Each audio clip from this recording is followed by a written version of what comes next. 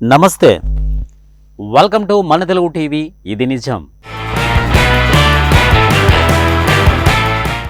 కొన్ని లక్షల చెట్లు జనావాసాలను వరదల నుండి కాపాడుతున్నాయి. ఇది నిజం. కొన్ని వేల అరుదైన జాతుల జీవాలకు ఆ చెట్లు ఆవాసమవుతున్నాయి. ఇది నిజం. కొన్ని వందల ఎకరాల పొలాలు పంటలుగా మారాయి. ఇది నిజం. సుందరీ చెట్లుగా పిలువబడే సుందర్బన్ మడ అడవుల గురించి కొన్ని నిజాలు తెలుసుకుందాం. ప్రత్యేకమైన మడ అడవులకు ప్రసిద్ధి అయిన సుందర్బన్ వనాలు దాదాపు 40,000 చదరపు కిలోమీటర్లు విస్తరించి ఉన్నాయి. ఇవి భారతదేశంలో గంగా నదీ పాదాల వద్ద మొదలై బంగ్లాదేశ్లో కొన్ని ప్రాంతాల వరకు విస్తరించి ఉంది. కాబట్టి ఈ సుందర్బన్ అడవులు విశిష్టత 2 దేశాలకు చెందింది. యునెస్కో ప్రపంచ వారసత్వ సంపదలో సుందర్బన్ అడవులు ఒకటి. ఈ సుందర్బన్ అడవులు 2 వర్గాలు: మడ అడవులు, మంచినీటి తంపర అడవులు. మడ అడవుల లోపల మంచినీటి తంపర అడవులుంటాయి. ఇవి బురద మైదానాలను, లవణ స్వభావాలను తట్టుకోగలుగుతాయి. అరుదైన జాతులు ఈస్టూరియం ముసలి, రాయల్ బెంగాల్ టైగర్, నీటి మానిటర్ బల్లి, గంగా డాల్ఫిన్, ఆలివ్ రిడ్లీ తాబేలు లాంటి అరుదైన జాతులకు నిలయం సుందర్బన్ ఫారెస్ట్.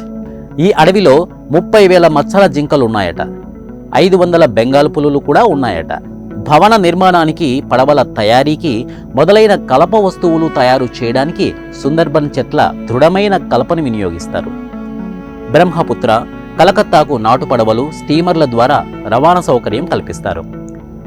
సుందర్బన్ అడవుల్లో మడ అటవీ ప్రాంతంలో కొద్ది నీరు మాత్రమే ఉంటుంది. ఆ నీరు కూడా ఉప్పగా ఉంటుంది. కానీ వర్షపు చినుకు పడగానే ఉప్పు నీరు మంచినీరుగా మారిపోతుంది. ఇది ఒక ప్రత్యేకమైన అంశంగా భావించవచ్చు.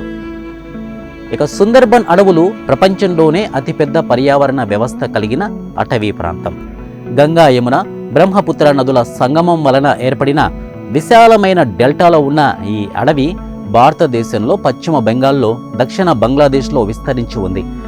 ఇక నూతనంగా చేసిన అధ్యయనం ప్రకారం సుందర్బన్ అడవుల్లో వాణిజ్యపరంగా 120 రకాల చేపల జాతులు, 270 రకాల పక్షి జాతులు, 42 క్షీరద జాతులు, 35 సారీసృపాలు, 8 రకాల ఉభయచర జాతులతో జీవజాతులు ఉన్నాయన్నది సమాచారం.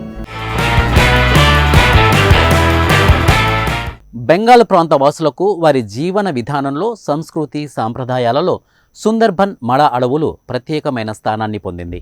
అడవులు తమంతటా అవి ఎవరి ప్రమేయం లేకుండా విస్తరింప చేసుకొని మానవాళికి, సకల జీవజాతులకు ఆలవాలమవుతాయి. కానీ మానవుడే తన స్వార్థం కోసం అడవులను వాడుకుంటున్నాడు. ఇక సుందర్బన్ కూడా మనిషి స్వార్థానికి బలయ్యి తన పరిధిని కుదించుకుంది.